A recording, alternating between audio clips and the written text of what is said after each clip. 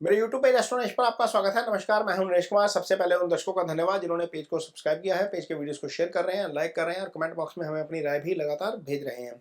दोस्तों, बात करेंगे शनिदेव की। शनिदेव वक्री होने जा रहे हैं। 2024 में शनिदेव 140 दिन के करीब वक्री रहेंगे।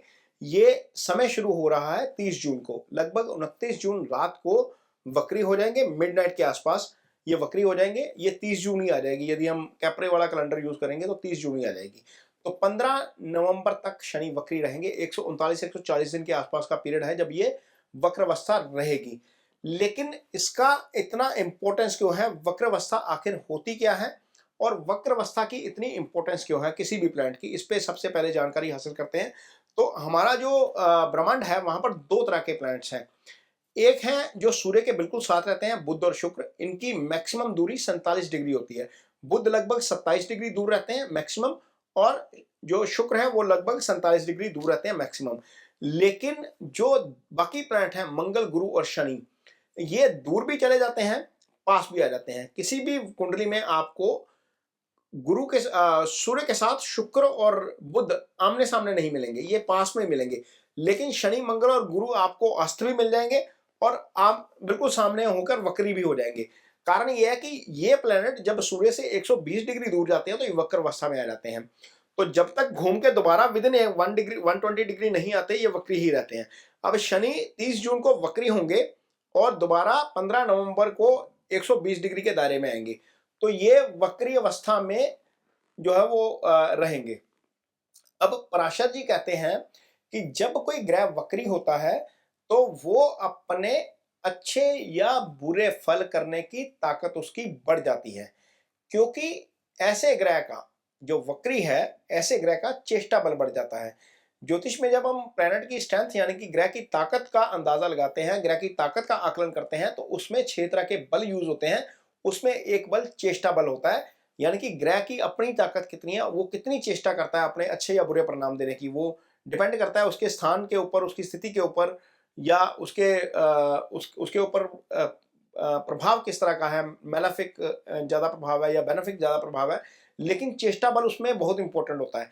तो वक्री अवस्था का जो प्लैनेट होता है उसका चेष्टा बल बढ़ जाता है, यानी कि वो अच्छा या बुरा परिणाम जो करेगा वो पूरी चेष्टा के साथ करेगा। इसलिए ज्योतिष में इसको बहुत अहमियत दी जाती है जब प्लैनेट वक्री होता है, और खासतौर पर शनि को ज़्यादा दी जाती है क्योंकि शनि स्लो मूविंग प्लैनेट है और सबसे ज़्यादा समय तक एक साल में वक्री रहते हैं।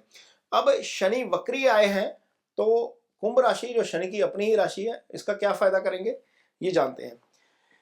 कुंभ राशि के जातकों के लिए बहुत सारे ऐसे जातक सोच रहे होंगे हमारे ऊपर तो शनि की 7.5 चल रही है, शनि की 7.5 का दूसरा फेज चल रहा है। घबराइए मत। शनि की मूल त्रिकोण राशि कुंभ है और कोई भी, चाहे वो ग्रह हो चाहे इंसान हो, अपने घर का नुकसान नहीं करता। इसलिए 7.5 से तो मत घबराइए। सबसे पहली बात तो ये, हालांकि शनि की दृष्टि कई बार नुकसान करती है, लेकिन 7.5 से उतना घबराने की जरूरत नहीं है कुंभ राशि के जातकों को। तो यहाँ पर शनि कुंभ राशि के जातकों के लिए ऊपर से गोचर कर रहे हैं, और ऐसे जातक यदि 25 से लेकर 45 साल की उम्र के हैं या 30 से लेकर 50 साल की उम्र के हैं तो उनके ऊपर शनि की महादशा भी चल रही है। आप अपनी कुंडली खोलिए, यदि आपकी एज ये है तो आपके ऊपर शनि की महादशा चल रही है। तो अब महादशा नाथ आपकी राशि का स्वामी वक्री अवस्था में आ गया, और कहां पर है? गुरु के नक्षत्र में। गुरु के नक्षत्र में गुरु किस चीज के कारक हैं? गुरु ज्ञान के कारक हैं, गुरु संतान के कारक हैं, गुरु धन के कारक हैं। तो शनि किसके फल करना चाहेंगे? गुरु से संबंधित फल करना चाहेंगे। वक्री अवस्था में है, आपके लिए क्या है? लगन के स्वामी, राशि के स्वामी। राशि का स्वामी क्या होता है? शुभ होता है। तो शनि शुभ फल ज्यादा करना चाहेंगे इन 140 दिनों में। तो 140 दिनों में निश्चित तौर पर कुंभ राशि के जातकों को अच्छे फल मिलेंगे। किस तरह के मिलेंगे ये जानते हैं। सबसे पहले तो राशि से संबंधित फल मिलेंगे। अब राशि आपकी, आपका स्ट्रक्चर भी है, बॉडी भी है, आपकी हेल्थ भी है, आपकी वेल्थ भी है, आपका स्टेट ऑफ माइंड भी है, और आपका बॉडी का ऊपर वाला पार्ट यानी कि ये हेड भी है। तो ये सारी चीजें आपको, आप खुद में एंथुसिज्म फील करेंगे। थोड़ा सा आपको लगेगा कि थोड़ा सा ना उत्साह बढ़ गया, थोड़ा सा काम ज्यादा कर लिया जाए। शनि चूंकि कर्म के ही कारक है, इसलिए वो कर्म ही आपसे ज्यादा करवा देंगे। अब कर्म ज्यादा करवाएंगे तो निश्चित तौर पर धन भी बढ़ेगा। चूंकि शनि गुरु के नक्षत्र में है तो निश्चित तौर पर वहां पर फायदा धन का देना चाहेंगे। अब राशि एक्टिव हो गई आपकी, यानी कि आपका राशि स्वामी ही बहुत अच्छी स्थिति में चला गया। वक्री अवस्था में आ गया, महादशा नाथ भी है, अगले कुछ साल तक महादशा भी शनि की चलनी है।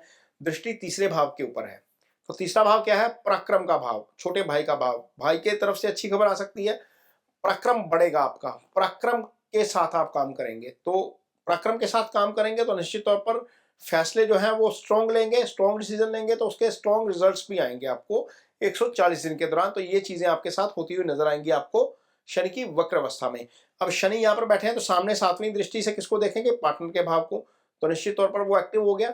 सिंगल है तो शादी हो जाएगी, यदि शादीशुदा है तो वहां पर चीजें आपको सही दिशा में ही रहेंगी आपकी। यदि कुछ गड़बड़ भी है तो तालमेल होता हुआ नजर आएगा। सबसे इंपॉर्टेंट दृष्टि 10वीं कर्म स्थान के ऊपर, कालपुरुष की कुंडली में शनि की मकर राशि यहाँ पर आ जाती है। 10वें भाव को कर्म का भाव कहा जाता है। कर्म के भाव के शनि कारक है, हालांकि बुध भी कारक होते हैं इस भाव के, लेकिन जब शनि की दृष्टि कर्म स्थान के ऊपर है, आपके कारोबार वाले भाव के ऊपर है, आपकी नौकरी वाले भाव के ऊपर है, और वो वक्र अवस्था में है, वो अच्छे परिणाम देना चाह रहे हैं, वो गुरु के नक्षत्र में है, तो निश्चित तौर पर आय में वृद्धि का काम कर जाएंगे, आपकी पोजीशन में वृद्धि का काम कर जाएंगे, आपके कारोबार में वृद्धि का काम कर जाएंगे। ये सारी चीजें आपको होती हुई नजर आएंगी। कारोबार के फ्रंट के ऊपर कोई नया काम शुरू करेंगे, वहां पर भी आपको फायदा कर जाएंगे, और जाते जाते साथ ही एक विदेश का चक्कर भी लगवा जाएंगे। कारण क्योंकि शनि की मकर राशि 12वें भाव में पड़ी है, 12वें भाव से विदेश यात्रा देखी जाती है, तो विदेश यात्रा के लिए भी ये भाव एक्टिव है। जिन लोगों का विदेश से संबंधित काम है उनको भी फायदा होगा।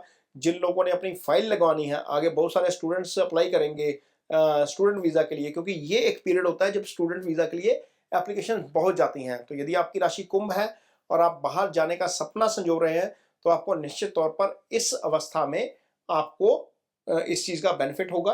और यदि आप फाइल लगाते हैं वहां पर, तो आपको इमिग्रेशन से संबंधित मामलों में हेल्प मिलती हुई नजर आएगी, क्योंकि शनि उस भाव के भी स्वामी है जहां से विदेश का विचार किया जाता है कुंडली में। तो ये चीजें होती हुई नजर आएंगी कुंभ राशि के जातकों को। अब जाते जाते शनि के उपाय भी निश्चित तौर पर जरूर नोट करवाने चाहिए, क्योंकि आपके ऊपर शनि की महादशा चल रही है। शनि राशि के भी स्वामी है, तो आपको राशि का स्वामी तो निश्चित तौर पर उसका उपाय करना ही चाहिए, महादशा नाथ के तौर पर भी करना चाहिए। तो यदि आपकी कुंडली में शनि की पोजीशन पहले भाव में, चौथे भाव में, 7वें भाव में, 10वें भाव में, ये केंद्र के भाव है, 5वां और 9वां ये त्रिकोण का भाव है, और 11वां भाव, यदि शनि की पोजीशन यहाँ पर है तो आपको नीलम धारण करना चाहिए। ये आपको निश्चित तौर पर असर करेगा, क्योंकि नीलम का असर जो है, स्टोन का असर, नीलम नहीं अकेला, किसी भी स्टोन का असर बहुत तेज होता है, बहुत जल्दी होता है। तो ये इंस्टेंट रेमेडी मानी जाती है। जिन लोगों के पास पैसा होता है वो इसी तरह की रेमेडी करते हैं। आपने बहुत सारे मंत्री देखे होंगे जिनकी कुंडलियों में जिनकी उंगलियों में बड़े बड़े स्टोन डाले होते हैं। अब गडकरी जी देखिए, हमारे राजनाथ जी देखिए, नवजोत सिंह सिद्धू देखिए, पुखराज पहना हुआ है सबने, देखिएगा ध्यान से। तो बहुत सारी फिल्म स्टार्स हैं जिन्होंने स्टोन्स पहने होते हैं। तो ये सब सक्सेस के लिए, अमिताभ बच्चन ने नीलम पहना हुआ है, वहां पर उनकी उंगली ध्यान से देखिएगा। तो दूसरा रेमेडी जो है वो है सिंपल रेमेडी, ओम शनिश्चराय नमः।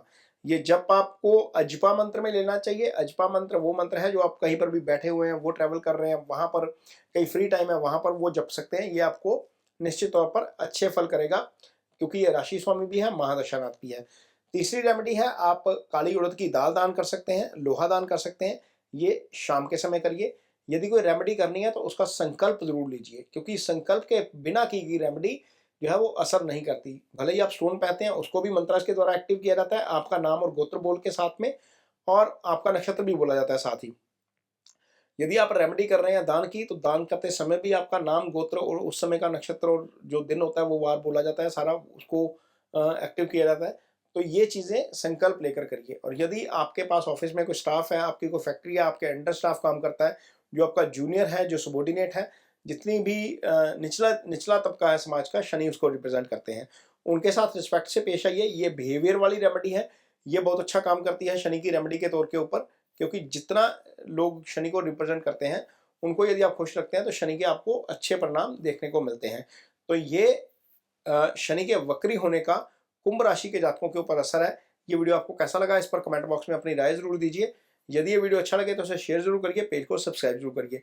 इसके साथ ही मुझे दीजिए इजाजत। नमस्कार।